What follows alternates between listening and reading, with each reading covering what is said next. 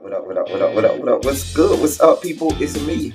I'm L27. You know who I am? Thundercats are on the move. Thundercats are loose, honey. He's about the business of dipping spoons into sugar bowls. Anyway, real girls do real things. So as to make it easier for insertion, maybe? No means no, and yes means no. What up, what up, what up, what up, what up, what up? What's good, people? What's up, what's up, what's up? What is up? It is me, L27, and I am back for yet another review. This, ladies and gentlemen, will be our review for The Real Housewives of Atlanta. This is season 5. This is season 15. Excuse me. It is episode 6. It is entitled Rap Sheets and Old Beefs. Now listen. I ain't have it to do last week for a review. Listen, if you want to know my thoughts, I did a whole panel on it. Me, Darren Green TV, Medusa Show Off. We came on my channel, did a live panel for like an hour and a half. You can go watch it. You can get my thoughts on episode 5 there. It wasn't a whole lot. So I ain't really feel like clicking on this good camera and doing the whole review for episode 5. I'm here episode 6 because I'm not hosting the panel this week, so I can't, tell y'all to go watch the panel. So I guess I got to give y'all something about this episode. So here we are. We start off with this montage of past seen and unseen footage of Candy and Marlo, and then on again, off again. We like each other, we don't like each other, we see it for each other, we can't stand each other. On again, off again. Um, and it was their failed attempt. I mean, it was a very futile attempt, Bravo, at really trying to amp up this whole feud between Marlo and Candy. In all actuality, it's really much ado about nothing. There's really nothing to see here. Neither one of them are gonna fight. Neither one of them are really gonna put hands on each other. But they're really trying to amp this up like it's really something, to be concerned about.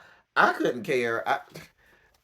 I was like, okay, I see what y'all trying to do here, but they could have saved this effort and energy. Like they really could have saved this and given me those minutes of my life back. Lord. So then we see Marlo. She goes out to get some food and some drinks with this, that little couple, the little married couple that's supposed to be her managers, assistants, something, whatever they are. To her friends, managers, assistants, whatever they are. I don't know. But so they start off talking about Marlo dating again. Baby, we don't care, Marlo. We do not care. We do not care. I'm sure that your, list of suitors comes from the Forbes list of resident old white billionaires out there that you are looking to, do stuff with. But baby, you done aged out to be, a billionaire skank groupie. You've aged out, boo. So I guess you're at the point now where you have to try and get a, real, credible, meaningful relationship. But you're a horrible human being inside and out. So why? I mean, let's be clear, Marlo. You're a horrible person. Anyway, so I didn't care about that. Then Marlo talked to them about Courtney planning this event to get all of the girls together, which segued into Marlo discussing Candy and this whole thing about her nephew and the nephew dying. The nephew used to work at OLG, and Candy ain't do nothing for me and my family. And, oh my God, Candy did not buy me no flowers, or Candy ain't girl. First of all, let me just say, I've been through grief many times over. I've been through grief and I've been through this process of burying people close to me. I'm just going to be brutally honest. I wasn't really that concerned about who did or did not send me anything until they sent it. Like, if you didn't send it, I wasn't looking for it. You know what I'm saying? Like, if somebody didn't send anything, like flowers or anything, I wasn't looking for it. And so it didn't bother me. If they sent it, it was like, okay, great, that's a good gesture. But in the aftermath, I wasn't running a checklist of which one of my friends didn't send me flowers, which one of my friends didn't bring over a pack of Czech sodas or a box of chicken to the repast or the wake. It just I was grieving. I was mourning. And so That was my primary objective at that time, was probably either to take care of my own mental well-being and my own self, or that of my family. So I didn't have time to give a shit who did or did not send me flowers or whatever. I mean, it looked like to me, this is what it sounds like to me. It sounds like y'all broke asses was looking for candy to pay for this man's funeral, because y'all broke asses couldn't pay for it. That's the only reason I could conceive you being mad at Candy. Because from what we understand, the man ain't even worked at her restaurant for months. And just because he met the dude that later killed him at Candy's restaurant would be like if he had met the dude at the local Walgreens and you be mad at Walgreens because Walgreens didn't send you nothing to, because the man died. Girl, boom. Y'all ain't even friends like that. This whole thing, y'all are not friends. Let's just be clear. Y'all know each other. Y'all are acquaintances. At that point, all you should have expected from her is, I'm so sorry to hear that. My condolences to you and your family. And keep it the fuck moving. Y'all ain't friends. Y'all ain't homegirls. Outside of this show, y'all ain't hobnobbing together, rubbing elbows together. Y'all ain't going out on the scene together. The only time y'all are together is when the cameras come on for damn Real Housewives of Atlanta. Y'all ain't girls like that. Y'all ain't going over each other's house like that. Y'all kids ain't playing together. Girl, let this shit go. This is much ado about nothing. What this is, Marlo, this is your failed attempt at having a storyline, because you ain't got one. Because we see through these fictitious, made up, scripted scenes with you and your nephews that are just so patronizing to us. I mean, those scenes are so patronizing. Like, you're really patronizing us with those scenes with you and your nephews. You really have nothing going on. You're not likable. There's no redeeming qualities about you at this point. So here's your failed attempt at a storyline, and Candy is you're doing that at Candy's expense. Candy, you ain't got clean hands either, but we'll get there in a second. But it's just much ado about nothing. Drew was a casualty along the way. Drew really wants to be about. Drew, you're a casualty along the way. Nobody really cares about what you got going on, Drew. Nobody cares that she would. Drew, you're a casualty. Girl, you're a speed bump along the road. Okay, that's what you were, Drew. Let's just be clear. You were a speed bump along the road. Anyway, um, I mean, it was like 2 years later, and now all of a sudden, 2 years later, you found the gumption to be upset and angry at Candy. 2 years later. Not 6 months later, not a year later, not even when you allegedly started this campaign to tell us that you were now getting help from some life coach. Why are people getting help from life coaches and not real therapists who are certified, who have, clinical certifications and, degrees and this stuff? But that's a whole nother story. Anyway, she even threw in there, oh, my family was expecting Candy to do something because y'all broke asses probably couldn't afford a few. And so y'all looking for Candy to give y'all some goddamn money. Tired ass, broke ass hoes, get some goddamn money. It was a mess. I just really don't know how we got here about your random nephew who died some 2 years ago. Down to Sonya's house, because I don't have it. I don't got no more to do with that. Down to Sonya's house, she's now thinking that it may not be a good idea for everybody to move out the house. The sister said, baby, it don't matter at this point. You said you want me gone, baby, I'm gone. Me and my husband and my kids, we already are making arrangements. We are out of here. The mama is like, yeah, it's about that time. You said your husband said he want us gone, girl, we gonna be gone. Now your daddy want to stay, but baby, I told you, daddy, we gotta let this go, honey. And we're gonna leave you be. Now the problem is you started to think, oh shit, now I'm gonna have to pay for childcare because your trifling ass don't want to have to pay for childcare. And your trifling ass want all of these people working for you basically for free.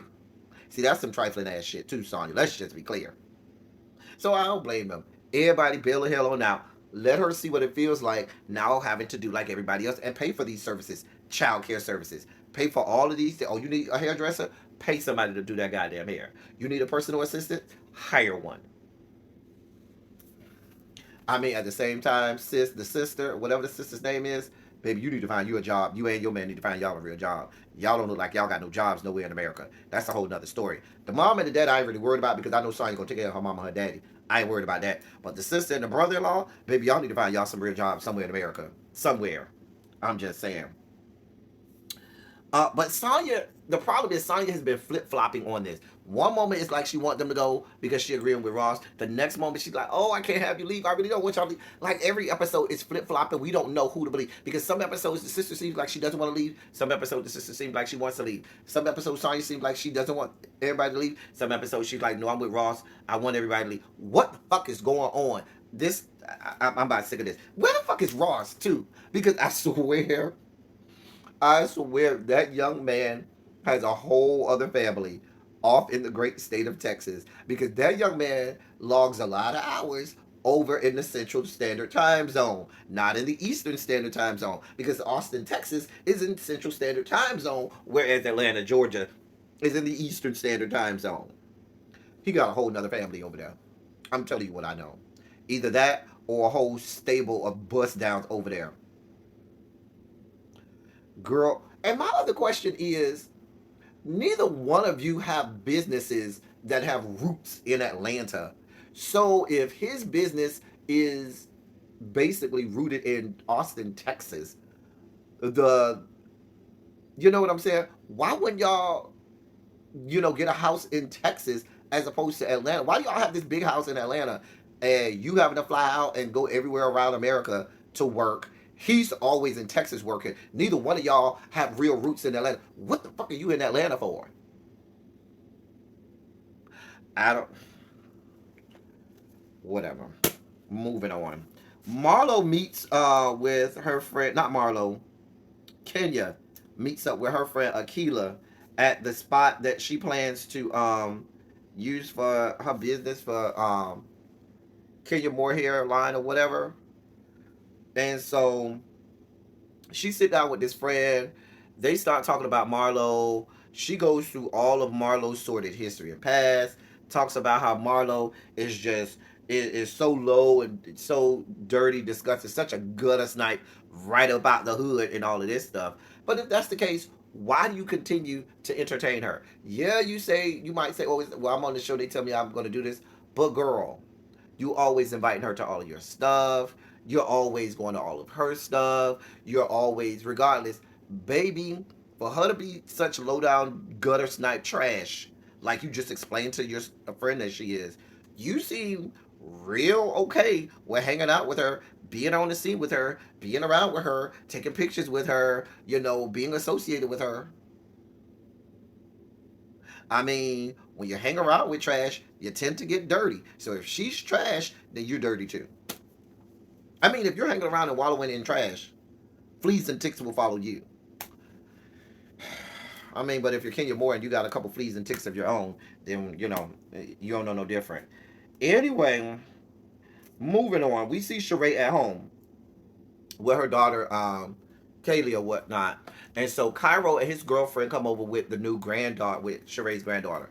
I love this scene. This scene damn near made Sheree likable. Now let's be clear, we don't like Sheree at all. At all. We don't like any parts of Sheree. We don't want no parts of her. But this was a beautiful scene. My favorite scene of the episode, probably my favorite scene this whole season, was this scene with Cairo, the baby, them making the little ornaments. The baby was so cute. Cairo was so cute as a dad, and the baby mama was there with the grandma, and it was so cute. Oh, I loved it. Oh, it was so cute, so cute, so cute. Um, it's great. It's great to see a good black family together. Doing what they do. Listen, it was such a beautiful scene. If I could, Sheree, maybe if you showed us more of this part of you inside of you, you might be likable. But then eventually your true self is gonna come out. So I mean, hell, Satan used to be Lucifer at one point, and Lucifer was the highest ranking angel in heaven at one point. So wasn't Lucifer the morning star at one point? Whatever. Satan was Lucifer at one point. Anyway, moving on at Drew's house, this was another scene we could have done away with. We found out Ralph had throat surgery and eye surgery and surgery on his junk. I was thinking maybe torsion surgery. I'm not thinking that the man had surgery to make his junk bigger, but he might have had torsion is a pretty common surgery that a lot of men have to get on their junk. If you don't know what torsion is, men, if you're watching, now is the time to mute for about 35-45 seconds so you don't have to hear this and get squeamish. Torsion is when your testicle will wrap around itself, and it cuts off the blood and circulation, and it gets to a point where it won't unravel. And because the blood and circulation is it stops the circulation, it swells, it gets inflamed, it hurts a lot. You have to have surgery for them to unravel it and so forth, and get the blood back circulating and everything, so you don't lose your testicles. There's torsion surgery in a nutshell. Anyway, um, Drew and Ralph discussed the whole situation with Marlo, and listen, I really didn't care. I really, like I told you, Drew was really a speed bump along the way. This ain't really about you, Drew. You were a casualty in this whole thing. You know what I'm saying? Casualties are inevitable. You cannot make an omelet without breaking an egg. Every cook will tell you that. So you, I mean, you might be mad, girl, but nobody really cares. No, you're a clown, and nobody cares about the tears of a clown when no one's around. You're a whole fucking clown, Drew. She over here talking about, oh, we don't say the word shooting in Chicago. Can I get some people in Chicago to come out the bushes? Please get in the comment section and let me know. Because I know people from Chicago, and the people that I know from Chicago say the word shooting. They're not like, oh, we don't say that in Chicago. Oh, no, we don't say that in Chicago. Wait, what? Maybe it's a thing. I don't know. Can I get the delegation from the great city of Chicago and the surrounding areas to please come and let us know? Oh, inquiring minds want to know, is this a real thing? Anyway, Candy is at her house with Todd. She says she's going to Courtney's event because Manetta is going. And in my mind, I immediately thought, but you don't even like her.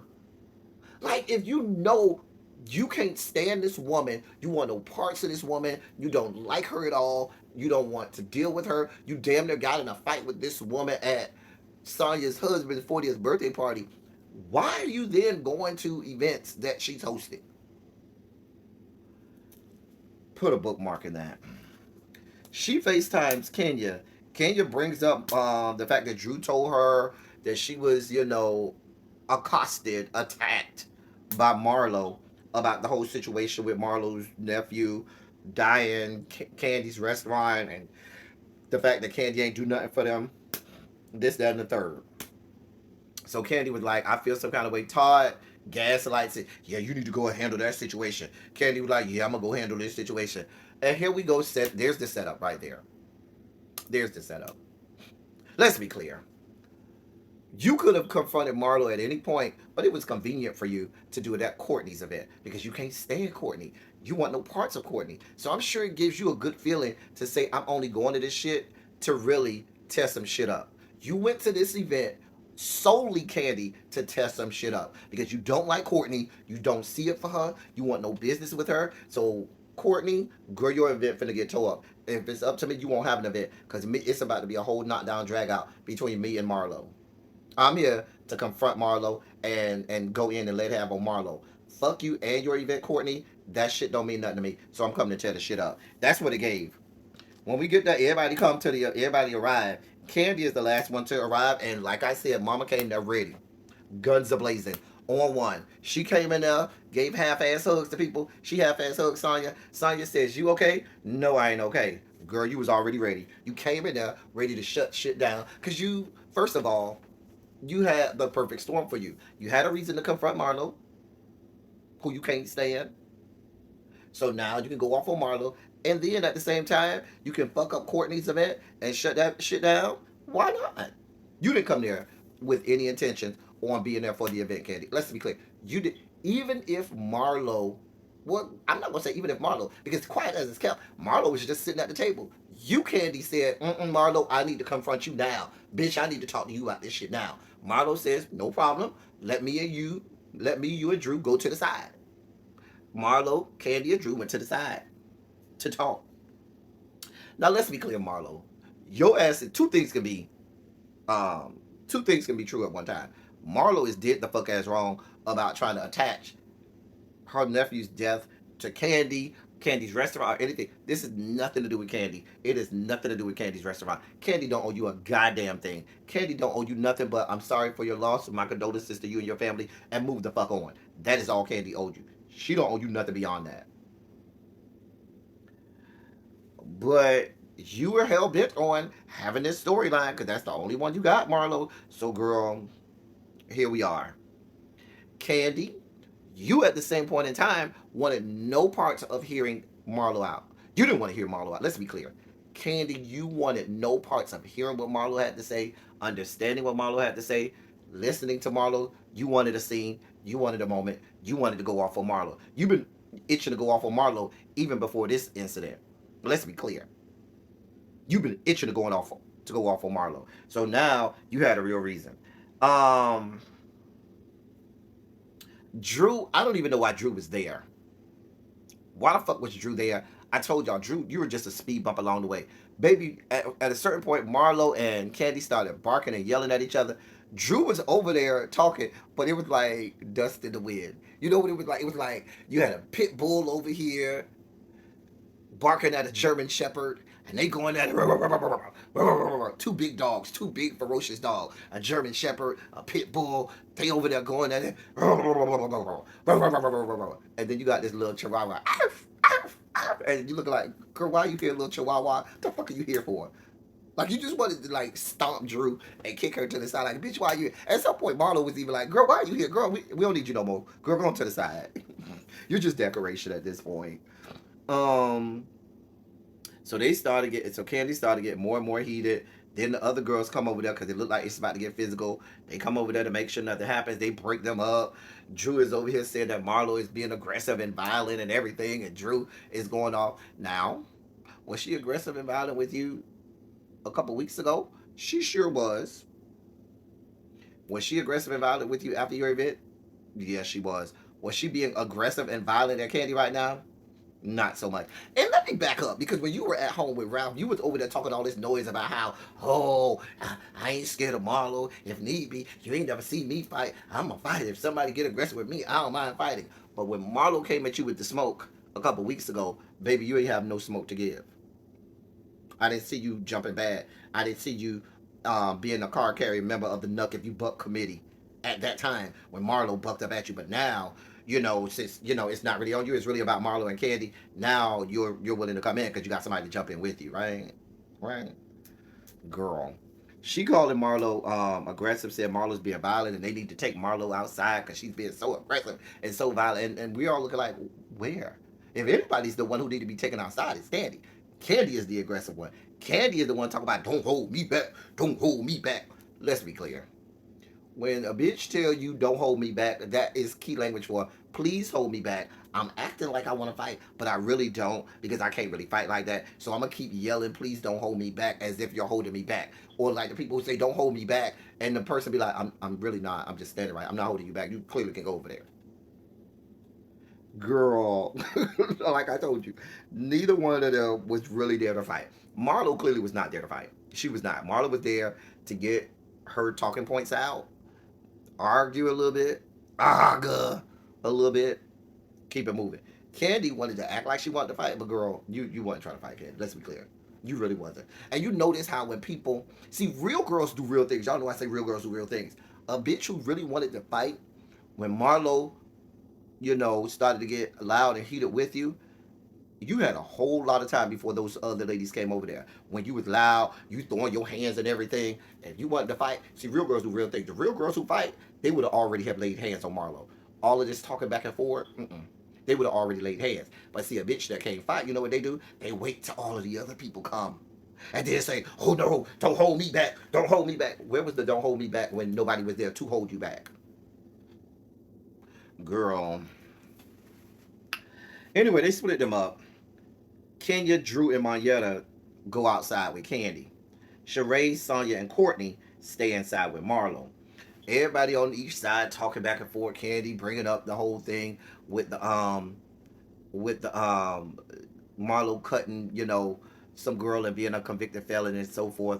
Mind you, Bravo just kept playing the bean footage of Candy saying, "Oh, we shouldn't judge Marlo on her convictions and her past," and now they're gonna keep playing that because you said it.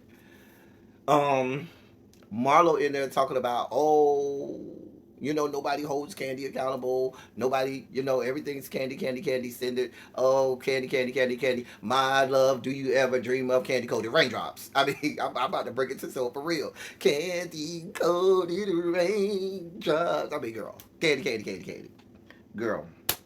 So we're at an impasse. Candy eventually says, "Fuck this shit, I'm going home." Moneta, Kenya, and Drew are outside. Sonya comes outside. Sonya says, "Well, hey, what's going on? Y'all coming back inside?" Candy leaves. The other three are like, we ain't going back in there. Not unless Marlo leaves because she's so aggressive and she's so violent. And Marlo is not being aggressive. Marlo is not being violent. The culprit for aggression and violence just left in her Bentley. And that would be Candy Burris. She came there to be aggressive and violent. Anyway, so the three of them never come back in. So we go back inside. We got Sonya, Sheree, Courtney, and Marlo.